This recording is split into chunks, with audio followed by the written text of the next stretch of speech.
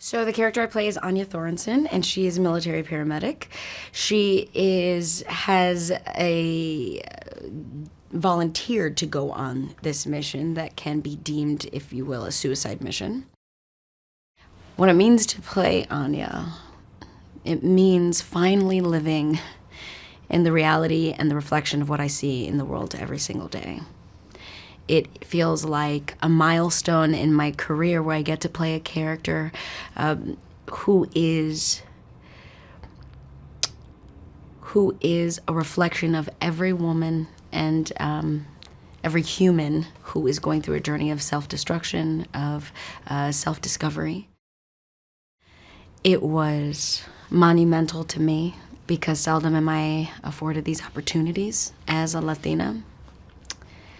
And it's about time, so it felt pretty incredible. Not to mention these women are the most uplifting, supportive, encouraging ladies that made me really step up my game. And I like that. I like a good challenge. There was lots of different, I think, elements of preparation, not to mention transformation for this particular role. I mean, for Jane, physically changing my body type to really pay tribute to Anya and the life that we wanted to create, that she had and who she was, not only physically, but her gestures, her backstory.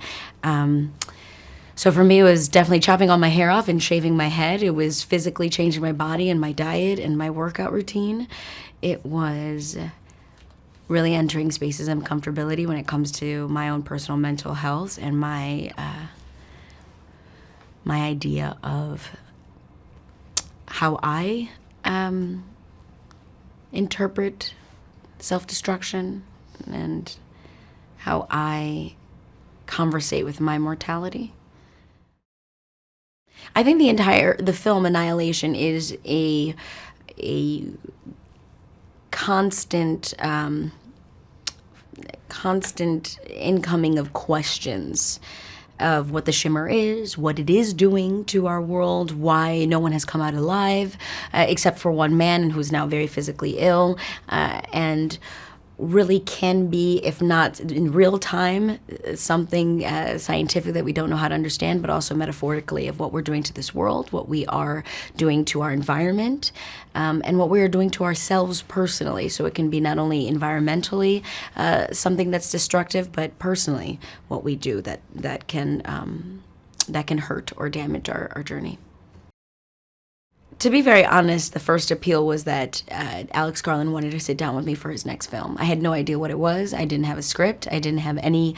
I had no clue what I was in for, except for the fact that Ex Machina was one of my favorite films. Ex Machina was like a sci-fi dream to me. I love sci-fi. I love imagination. I love going into worlds that are unknown. I love entering a mind of someone who creates worlds that we've never seen before. And Alex has that capability, and he has the imagination that spans many multiple genius minds. Like, he is something else. And to watch him in action, to study him, not only as someone who directs herself now, not only as a director, but as an artist, being able to be puppeteered and collaborative, because both kind of exist as an actor, by him was it's like one of the best experiences of my life. I mean, I feel like to discuss what it feels like and what it means to me to have been part of such an incredible cast of such talented artists, I feel like it'd be anything I would say, anybody could fill in the blank. It was next level. It was epic. It was iconic. It was legendary. It'll live on fucking for forever. I will literally dream about this in my next life. It was that magical. Those ladies, those humans, they go beyond artists. They're activists, they're philanthropists, they're mothers, they're sisters, they are incredible friends and incredible scene partners.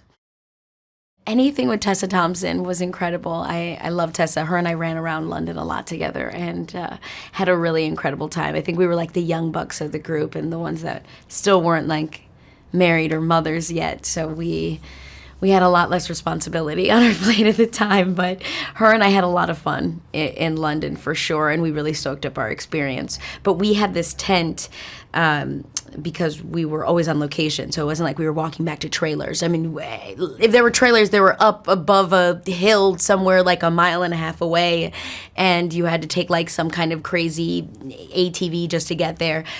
So we had this little like 5x5 tent that we all hung out in with little like fold-out chairs. A lot of the times I'd lay underneath the table and just look up at the ladies as we all talked. Those were the most memorable times when we got into that tent and we were for the first time just free to be as raw and real, and that seldom happens on set. As insecure, as open, that never happens on set.